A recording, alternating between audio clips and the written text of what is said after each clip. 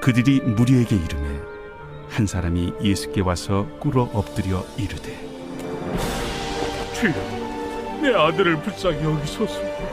그가 간질로 심히 고생하여 자주 불에도 넘어지며 물에도 넘어지는지라. 내가 주의 제자들에게 데리고 왔으나 능히 고치지 못하더이다. 믿음이 없고 패역한 세대여, 내가 얼마나 너희와 함께 있으며 얼마나 너희에게 참으리요. 그를 이리로 데려오라. 이에 예수께서 꾸짖으시니 귀신이 나가고 아이가 그때부터 나으니라. 이때에 제자들이 조용히 예수께 나와 이르되 우리는 어찌하여 쫓아내지 못하였나이까? 너희 믿음이 작은 까닭이니라. 진실로 너희에게 이르노니 만일 너희에게 믿음이 겨자씨 한 알만큼만 있어도 이 산을 명하여 여기서 저기로 옮겨지라 하면 옮겨질 것이요 또 너희가 못할 것이 없으리라. 갈릴리에 모일 때 예수께서 제자들에게 이르시되 인자가 장차 사람들의 손에 넘겨져 죽임을 당하고 제3일에 살아나리라 하시니 제자들이 매우 근심하더라. 가버나움에 이르니 반세계를 받는 자들이 베드로에게 나와 이르되 너의 선생은 반세계를 내지 아니하느냐? 내신다. 하고 집에 들어가니 예수께서 먼저 시몬아, 내 생각은 어떠하냐? 세상의 임금들이 누구에게 관세와 국세를 받느냐? 자기 아들에게냐 타인에게냐? 타인에게니이다. 그렇다면 아들들은 세를 면하리라.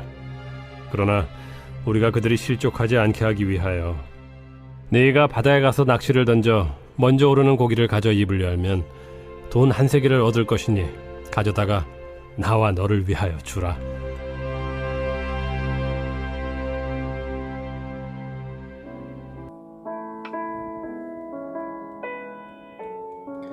변화산에서는 천국의 영광을 경험하는 동안에 이 산 아래에서는 혼란스러운 상황이 펼쳐지고 있었습니다.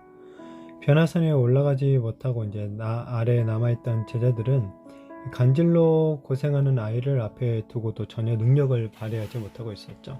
아들을 고쳐달라는 간절한 아버지의 요청에 이 제자들은 그 아이를 사로잡고 있던 귀신을 쫓아내지 못했습니다. 산에서 내려오신 예수님께서 상황을 들으시고 이 제자들을 향하여서 믿음이 없고 패역한 세대다 라고 책망을 하시고 한탄하시죠. 그리고 나서 귀신을 쫓아내시고 아이를 온전하게 치료해 주십니다. 제자들은 이제 주님께 왜 자신들은 귀신을 쫓아내지 못했는지를 묻죠. 사실 제자들은 전에 귀신을 쫓아내는 능력을 행한 적이 있었어요.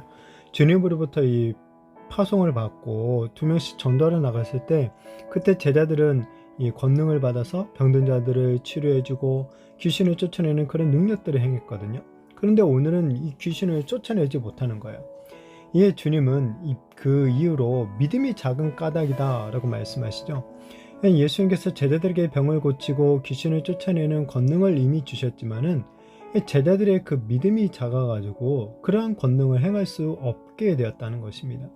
이것을 보면 이 주님의 능력을 온전한 믿음을 통해서만 역사하게 된다라는 것을 볼 수 있죠. 믿음이 작으면은 주님의 놀라운 능력을 경험할 수가 없는 거예요. 그러면서 주님은 너희 믿음이 겨자씨 한 알만큼만 있어도 이 산을 옮길 수 있는 그런 권능을 행하고 못할 것이 없게 된다라고 말씀하시죠. 이 겨자씨 정말 참깨보다도 작은 씨라고 해요. 그런데 그렇게 작은 믿음만 있어도 산을 옮길 정도의 큰 능력을 행할 수 있다고 하니까 이 믿음의 능력이 얼마나 대단한지를 우리는 짐작해 볼 수가 있죠. 정말 바라기는 우리에게도 이 겨자씨 한 알만큼의 믿음이라도 있게 되어지기를 바랍니다. 우리의 믿음이 얼마나 작은지 겨자씨 정도도 안 된다는 거예요, 지금. 그러니 주님의 능력 또한 체험하지 못하는 거죠. 주님의 능력을 체험하기 원한다면 우리가 믿음을 가져야 되는 거예요. 겨자씨만한 믿음이라도 있다면 우리가 놀라운 주님의 그런 권능들을 경험할 수가 있게 되는 것이죠. 변화산 사건 후에 주님은 다시 두 번째로 이제 제자들에게 자신의 그 십자가 고난을 예고하시죠. 그런데 제자들이 그 말씀을 듣고 십자가와 부활에 관한 말씀을 듣고 근심을 해요, 매우. 이 근심한 제자들의 모습을 보면 왜 주님께서 제자들을 향해서 믿음이 작다고 책망했는지 알 수가 있죠. 만약 제자들에게 겨자씨만한 믿음이라도 있었다면 이 제자들은 이 근심하거나 염려하지 않았을 거예요. 왜냐하면 예수님께서 죽으신 후에 부활하실 것이라는 것을 말씀하셨기 때문에 그렇죠. 그런데 믿음이 작으니까 죽는 것만 바라보는 거예요. 부활해 그러니까 못 믿는 거죠.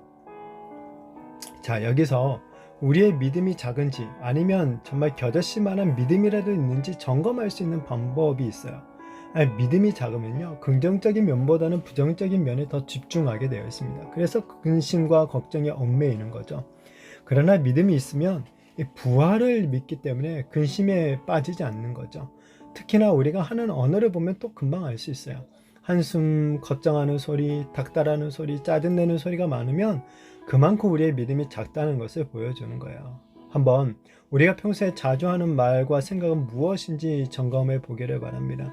그리고 혹 우리의 믿음이 작은 것 같다면 정말 주님의 그 부활을 우리가 한번 좀 묵상하면서 우리에게 겨자씨만한 믿음이라도 달라고 간절히 간구하게 되어지기를 바랍니다. 그래서 정말 우리가 기도함으로 성령으로 충만해지고 이 주님의 놀라운 능력들을 나타내는 그런 믿음의 사람들이 되어지기를 축복합니다. 이어서 가버나움에서 이제 성전세에 관한 얘기가 나오죠. 이 당시 유대인들은 반세겔의 성전세를 내야 되는데 사실 예수님 그리고 제자들은 이 성전세를 따로 낼 이유가 없었죠. 왜냐하면 더 이상 성전은 하나님의 집으로서 의미를 가지지 않기 때문에 그렇죠. 왜냐하면 예수님께서 진정한 성전이 되시고 그리고 예수님과 이렇게 연합한 성도들, 제자들은 그러니까 교회 공동체가 바로 성전의 역할을 이제 새롭게 감당하기 때문에 그런 거죠. 자, 그러나 주님은 베드로에게 이제 낚시를 해서 첫 번째로 잡히는 그 물고기의 입에서 한 세겔을 취하게 될 건데 그것을 예수님 자신과 베드로를 위해서 성전세로 내라고 하시죠. 이것은 엄밀한 의미에서 따지고 보면 예수님과 베드로가 성전세를 낸 건 아니죠. 그러나 성전세에 대한 법이 그 땅에 유효하게 또한 사람들을 불필요하게 실족하게 할 필요가 없기 때문에 이런 독특한 방법으로 성전세를 내신 거죠. 이처럼 아직 천국이 세상의 법을 완전히 제거하지 못한 상태에서는 하나님께서 허락하시는 지혜로 적절한 길을 찾아 나서게 됩니다. 그러나 주님이 다시 오셔서 이 천국을 완성하실 때는 세상의 모든 법을 폐하시고 오직 하나님의 공의로운 통치만이 지속될 줄로 믿습니다. 겨자씨만한 작은 믿음만 있어도 이 산을 옮길 것이다 라는 오늘 예수님의 말씀은 우리의 연약한 믿음을 책망하는과 동시에 우리들에게 또한 무한한 가능성을 열어주는 말씀이기도 하죠. 우리가 믿는 예수님은 십자가에서 죽으시고 정말 부활하신 하나님의 아들이 되심을 믿으시기를 바랍니다. 그리고 이러한 주님을 향한 이 확고한 믿음이 있다면 우리의 삶에도 믿음의 능력들이 또한 분명히 나타나게 될 줄로 믿으시기를 바랍니다. 정말 바르게는 우리가 이렇게 주님을 믿고 이 부활하신 예수님을 믿고 의지하는 가운데 우리가 또한 더욱더 깨어 기도함으로 말미암아 성령의 충만을 받고 정말 예수님의 능력을 나타내는 그런 도구로 쓰임을 받게 되어지기를 예수님의 이름으로 축복합니다.